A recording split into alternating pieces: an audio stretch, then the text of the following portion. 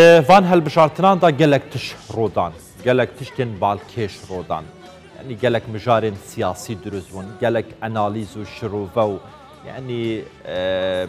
babet hatin gengeşekirin di van helbişartinan da beşekan digotin ku Kurd vê carê wê rolekê serekî bibînîtin, wê rolekê bingehîn bibînîtin ji bo yek alîkirina desthilatê, ji bo yek alîkirina vêyekê ku kî wê bigehe kopîtka desthilatê. Di heman dem da digotin divêr helbişartinên dawiyê da yên gera duyem da ne Recep Tayyip Erdogan serketiye ne Kemal Kılıçdaroğlu serketiye lê ne teweperist nejatperistên Tirkiye serkete ji ber vêyekê wana zêdetir piştevaniya Recep Tayyip Erdogan kiriye ewana karî ku balansa hêzê bigorin Recep Tayyip Erdogan bi ser bixin ji bo xola sêzdeyê. Derbarê mijara çima Kurdan کاندیدê xwe nebûye, namzetê xwe nebûye. Aya ewa Kurdan kirî vê carê nabêjin Kurdan, bêjin HDP û beşek ji partiyên siyasî ku piştevaniya Kemal Kılıçdaroğlu kir siyaseteka rast bû yan ya şaş bû min mêvanekê ye. Berêz Dr. Elî Mîranî mamostayê zanîngehê û şarazayê siyasî li studiyên me li Duhokê gelme dabîtin. Berêz Mîranî şevbaş destpêkê nirxandina te werbigirim li ser helbişartinan serketina Recep Tayyip Erdogan yani pêşbînî kirî bû ku bi ser bikevîtin li ser li hember rikaberê xwe bi vê awayî. Zor spas ji bo we ji bo vê delîva hem. Di baweriyan me danê heta radeyekî ku pêşbînî bû Erdogan serkeftinê bîne nexwastime berbijêrê opozisyonê Kemal Kılıçdaroğlu nebûye karizmayê yani ew bagrawendê wê kesatiya wê ew vê dawiyê da ew şeş hizbe kom kirin yani amadebûna wan ne ew amadebûna ku bi hêz bû bikare pêgehê Erdogan yani heta radeyekî bişkên û serkeftinê bîne. Sebaret ji bona Kurdan yani bawerim jimara dengê Kurdan di hilbijartinê Tirkiye de ser bîstar e serê sedê bîstar ye lê ji wan serê sedê bîsta ku Kurda qet yani berbijêrekî xwe nebû ev jî baweriya min de xeletî bû diviya ku çawa ewa nejatperistên Tirkiye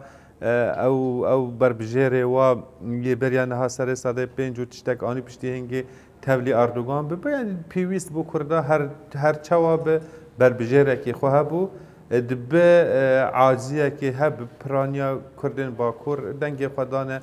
dijberê Erdogan ew jî ji bo komek egerane serkeftin ne anî yani me hemû dît ku Erdogan Baş e berêz rêjeyekî ser opozisyonê re.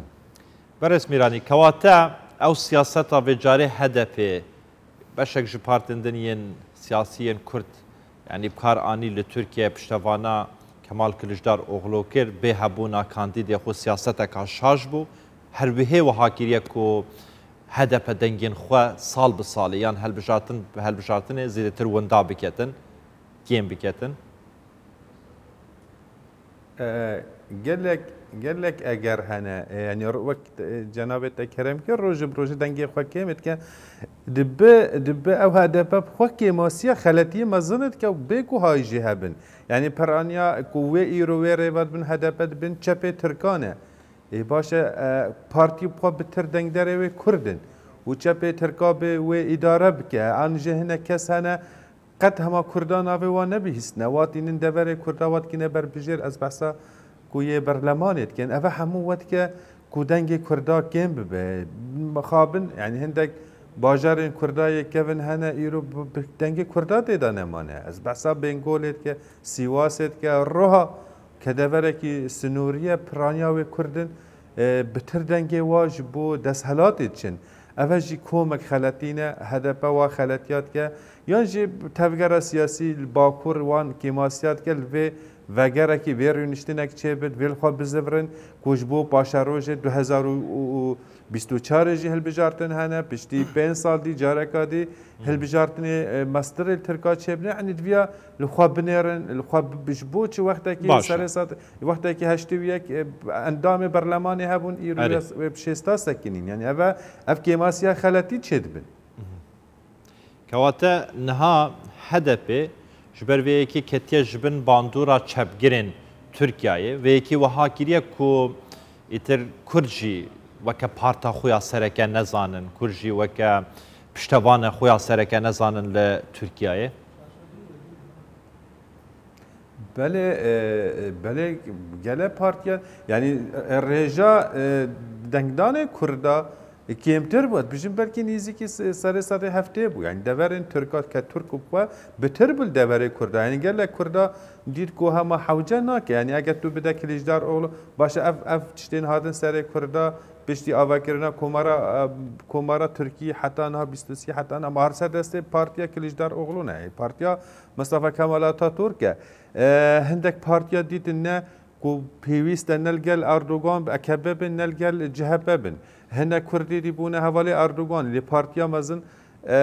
هدف بونا و کینو اجبونا خودید از باورم کو هندک تشت هنش کردارا نلازمن ایرو اواد نپیش یعنی هندک تشتن دیجی نرد کردانه هندک کس هنل هدف بین تینوان دوری کردا اوی کو که پاراستنا یعنی هندک تشتن پاراستی نوان چطور بیا هندک تشتنی چپی ترکا هنه قد کیرا کردانای مخابن او جبه ایرو و پارتیا هیا کردی هری مزر ریواد بین اوه خلطیه کی مزنه تمام برای میرانی لگل ما ببینه اما درجه بدینه گوتو بجا خوا درباره و مجاری گله پرسندکین ما ماینه لجگرا ما خوا اگر گل ما ببینه ام بچین استانبوله بزانین روشا استانبوله چاوایا مزنترین باجره ترکیه مزنترین دنگدرین ترکیه لوی باشری هنه بریان هاجر رجب طیب اردوغان لاستانبول گوتارک پیشکش کرو ایتن هادره داد بیشن ویل انقریشی گوتارکا بباندور هبیتن گوتارکا مزن هبیتن آزادی و دگرم آزاد لاستانبول روش چوا در باز به اتمسفر چوایا کلجانی و خوشیا اندام و آلیگرین اتفاق جمهور چوا در باز بیتن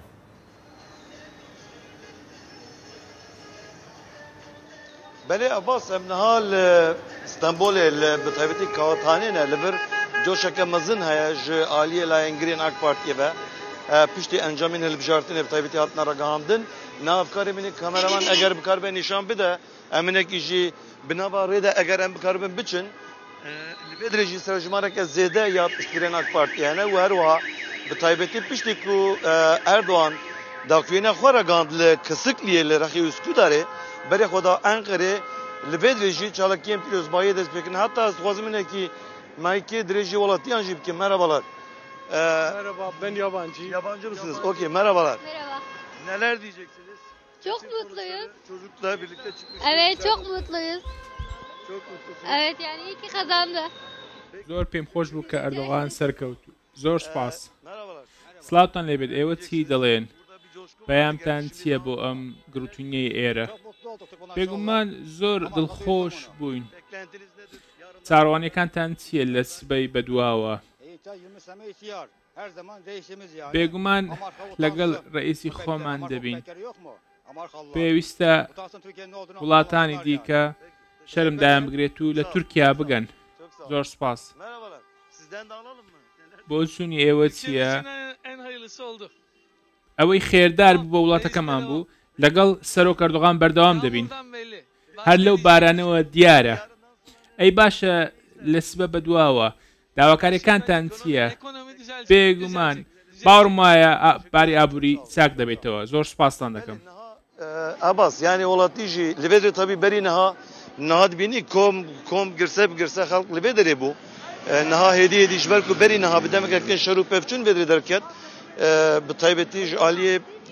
polisan ve olat libedre hatın belafkirin ya rastij belki genç hortan libedre bu avay ki em dikarin bejin pişti rakeşak libedre peyda bu جبرويك انها هجماره بدري كيم وليبلي خلق بدري بوسائل خوا هر وهذا همان دمده بآلن تركيا درد كبنا قاضي وهروا ve بتابعت سركفتنا سرک کماری ترکیه رجب طیب اردوغان یاد گرد یمین ده پیروز کن وهروها بتابعت تمنیه نوان هنه بگمان اره بگاوی کیف و جوشک جبوی که هیا پشتی دم کدن و سرک کماری ترکیه رجب طیب اردوغان لانقرهجی لبتابعت بالقونه و داخوینیا خور راگینه لبله بریاوی کمال کلشتاروغلو درکت آخری وهروا کمال کلشتاروغلو داخوینیا خود گود وان دنوا شرط مرجن گلکی زحمت ده دبی پروسه هل بجارتنه ده بتابعتي كارو خبات إن خبر دوام كنا لبلي أو مش أخويا ديمقراطية بردوام بكن وأول بدر نوي بنكشن دي صار بيشتوي مرال أكشن أرجينا مثلا شكت نتقاندن لبدر ديارة تبي جار بر أو نا ندنج شكام بويا لبلي موتوسيكلتك مرحبا چیتان هەیە بۆ ئەمڕۆ هیچ بۆچونەکانتان زۆر دڵخۆشین ئەو ئەرکەی کەوا کێشامان شایانی ئەو بوو ئەم بیر و بۆچنە وڵاتیانجی وەرگرن ئەباس یعنی بێگومان لایەنگرن ئاک پارتیە گەلێکی کێبخۆشن ji ber vê encama ku derketiya holê lêbelê meral akşenerê berîn ha daxwînekra gihan wê bi taybetî serkeftina Erdogan qebûl kir û her wiha wan got ew ê êdî muxalefeta xwe berdewam bikin ji xwe wê piştî demek gedin masaya şeşalî carek gedin li Enqerê li hevrûne û wê muhesebeya xwe bike lêbelê her wiha ji îro bişûne jî wê destfilata dibin bi taybetî destfilata Serokkomarê Tirkiye Recep Tayyip Erdogan de ku ev demeke dirêje bahsa wan projeyên xwe dikir û her wiha bi taybetî bahsa bi taybetî hin xalên giring dikir diwarê peywendiyên navxwe û yên derve de jî wê ji bo dabînkirina wan êdî ji sibê bişûn de li gel lejneya xwe ya navendiya AK Partiyê rûne û her wiha piştî wê jî di heman demê de wê hin biryaran ragire lê bêguman wê di vê derbarê de pîrozbahiya xwe li gel welatiyên bi taybetî girên xwe wê pîroz bike li Enqerê li bir jî hem li navenda AK Partiyê ku niha hûn dibînin li gel wesayetên xwe welatî bi taybetî di gel alên Tirkiye derxiste derve û her wiha bi navbênkariya muzîka AK Partiyê ya Dombreyê vê şeva bi taybetî ku li serketiya AK Partî Serokkomarê Azad dest xoş Azad Alton li Stenbolê gelme da bu Azad spas bû te em ê nabiçin serokê Komisyona Tirkiyeyê Kongreka Rojnamavanî heye amadekariyan dikin derbarê encaman bizanbîn wê çi bêjîtin em ê guhdar ئەمانانی خۆشەویست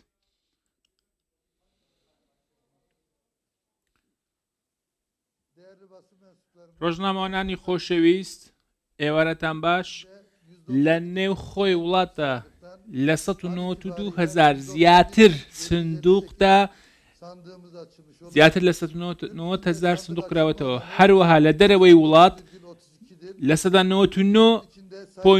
سندوقەکان کراونەتەوە لە ناوخۆی وڵات لە سەدا 51 ئەردۆغان دەنگی بەدەست هێناوە کلشتەرۆغڵ لە سەدا 47 دەنگی بەدەستێناوە لە دەرەوە لە 5,000 زیاتر لە 5,000 سندوقدا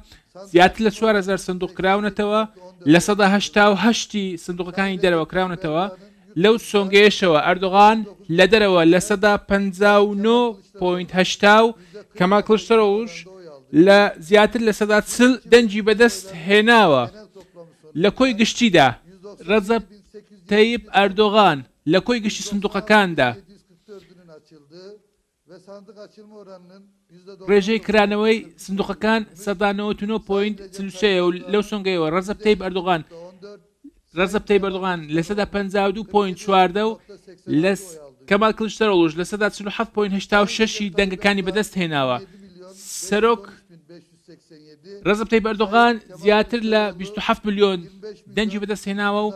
کلشتەرۆژ زیاتر لە 25 ملیۆن دەنگی بەدەست هێناوە لە نێوان هەردوو کاندیدەکەدا 2,254,000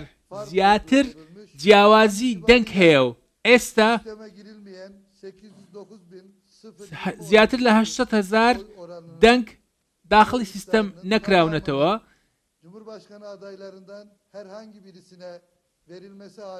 ئەگەر بێت و ئەم دەنگە بە هەر کاندیدێک بدرێت ئەنجامەکە ناگۆڕدرێت بۆیە سەرۆک کۆماری تورکیا ڕەجەب تەیب ئەردۆغان وەکو سەرۆک کۆماری تورکیا هەڵبژێردراوە لە قۆناغی هەڵبژاردنەکەدا سوپاسی هەموو دەنگدەران دەکەین کە بە ئارامی و بەشداریان لە هەڵبژاردنەکان کرد هەروە دامەزراوەی باڵای هەڵبژاردنەکان بە بێلایەنی و سەرجەم ئەندامەکانیشیان هەروەها لایەنگرانی سیاسی و ڕێخستنەکان و سەرجەم ناوەندەکانی هەڵبژاردن و فەرمانبەرانی سەر سندوقەکان سوپاسی هەموو ئەوانە دەکەین و هەروە سوپاسی وەزیرەکان دەکەین کە بژیری ئێمەیان کردووە و سوپاسێکی بێپایلمان بۆ هێزە ئەمنیەکان و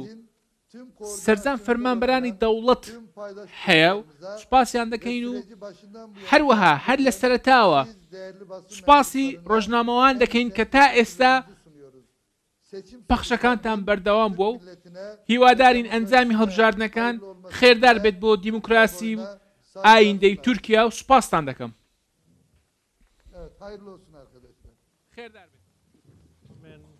هەڵبژاردنان خێر بن ji bo demokrasiya Tirkiyeyê. Ehmed Yener serokê destaya helbişartinên Tirkiyeyê bû got ku Recep Tayyip Erdogan kariye de helbişartinan da li gorî sindoqên hatîne vekirin seta pêncî û duya dengan bi dest bixe û Kemal Kılıçdaroğlu jî seta 47 dengan bi dest bixe. Kewate Recep Tayyip Erdogan 27 milyon dengên dengderên Tirkiye bi dest xistiye. Kemal Kılıçdaroğlu jî 25 milyon bi dest xistîne. Ciwaziya wan zêdetir ji 2 milyon dengan e.